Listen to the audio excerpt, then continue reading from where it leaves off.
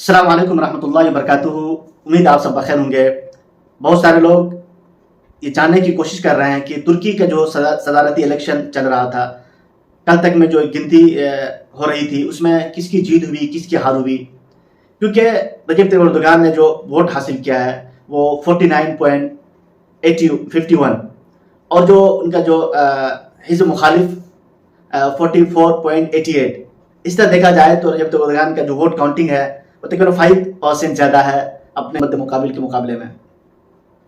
ऐसे तो लग रहा है कि एर्दोगान की जीत हो गई, एर्दोगान को फतह नसीब हो गई और उनके मुखालिफिन को हार नसीब हुई।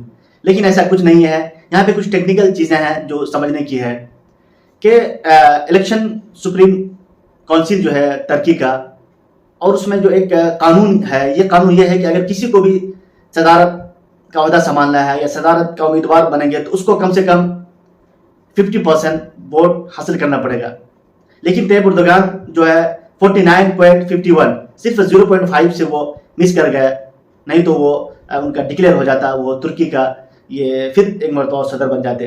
बात हुई। लेकिन दूसरी बात यह है कि अब जिन्होंने, क्योंकि उम्मीदवार तकरीबन 4 उम्मीदवार थे, एक उम्मीदवार 5% वोट लिया हुआ है, तो जो 5% जो वोट है वो किसके हक में जाएगा? एर्दोगान के हक में जाएगा या फिर या कमाल कलिचदारोग्लू के हक में जाएगा? तो उनसे बहुत सारे जो तज्जिया निगार है ये कह रहे हैं कि दोनों डिवाइड हो जाएगा, 50-50 जाएगा। लेकिन बहुत सारे लोग ये कह रहे हैं कि क्योंकि इस मरतबा जो है रजब तैयब एर्दोगान के लिए बारे में आ रहा था कि वो इस मरतबा वो हार जाएगा, क्योंकि काफ़ी सालों से वो बरसर इक़्तिदार है और यूरोप और अमेरिका वगैरह की ख्वाहिश थी, खासतौर से अमेरिका की, किस तरह से एर्दोगान को की कुर्सी छीनी जाए, किस तरह से उनको ओहदे से दस्तबरदार किया जाए। तो उसकी पूरी कोशिश थी, पूरी आलमी दज्जाली मीडिया उनका पीछा कर रहा था किस तरह से एर्दोगान को सदारत के ओहदे से हटाया जाए। तो इन लोगों में भी कश्मकश थी कि चलो इस मरतबा एर्दोगान हारने वाला है तो उनके जो हिज़्ब मुखालिफ उनको वोट दे दिया ताकि मेरा वोट ज़ाया ना हो। लेकिन इस मरतबा कुछ तज्जिया निगार ये कह रहे हैं कि अब बहुत सारे लोग जो कश्मकश में थे, एर्दोगान को वोट नहीं दे करके कमाल कलिचदारोग्लू को दिया, तो हो सकता है कि बहुत सारे वोट इधर से उधर ट्रांसफर हो जाए।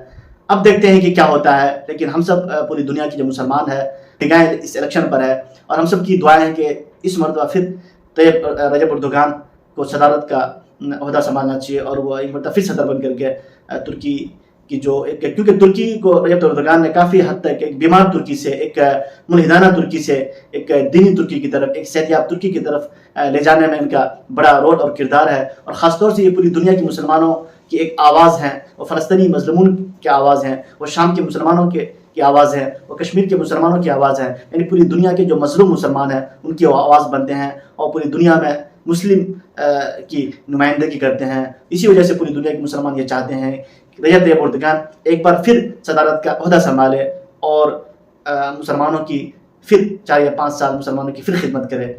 हम सब भी दुआएं कर रहे हैं। मैं कल मुसलसल अपडेट देता रहा फेसबुक में, लेकिन मैं खुद कल कन्फ्यूज़न में था कि इनका जो काउंट ज़्यादा है, उनकी वोट ज़्यादा है, इनका कम है, तो रजब एर्दोगान को जीत मिल गई। लेकिन ऐसा कुछ नहीं है। अगर 50 क्रॉस करते तो रजब एर्दोगान की जीत होती। इंशाल्लाह 28 मई को फिर दोबारा इलेक्शन होगा, और ये जो 28 मई को जो इलेक्शन होगा उसमें सिर्फ रजब तैयब एर्दोगान और कमाल कलिचदारोग्लू ही खड़े होंगे। यानी तमाम सदारती उम्मीदवारों में से जो सबसे ज़्यादा जिन्होंने वोट हासिल किया उन दोनों के मुकाबले में ही ये इलेक्शन होगा, ये वोटिंग का सिलसिला चलेगा, और बाकी जो 2 लोग हैं वो उसमें शामिल नहीं रहेंगे। लेकिन यहाँ पे एक बड़ा मसला है कि उन दोनों का वोट किस खेमे में जाएगा, किस हिस्से में जाएगा। तुर्की में जो सदारती इंतखाब हुआ है और साथ साथ में यहाँ पे पार्लिमानी इंतखाब भी हुआ है। पार्लिमानी इंतखाब में रजब तैयब एर्दोगान की पार्टी और उनका जो इत्तेहादी पार्टियाँ हैं उनको कामयाबी मिली है। तो तुर्की में हुकूमत तो तैयब एर्दोगान की पार्टी को बननी है, लेकिन सदारती इंतखाब में एर्दोगान थोड़ा हारे तो नहीं, अभी भी जीते हैं, लेकिन जो एक टारगेट था, एक टारगेट मीट करना था क्राइटेरिया, वो मीट नहीं कर पाया। तो इंशाल्लाह 28 मई को जो दोबारा इलेक्शन होगा, इंशाल्लाह हम सब की दुआएं हैं, पूरी दुनिया के मुसलमानों की दुआएं रजब तैयब एर्दोगान के साथ है कि इंशाल्लाह वो एक बार फिर तुर्की का सदर होंगे। इंशाल्लाह फिर वो एक मरतबा फिर मुसलमानों की खिदमत करेंगे। अस्सलामु अलैकुम।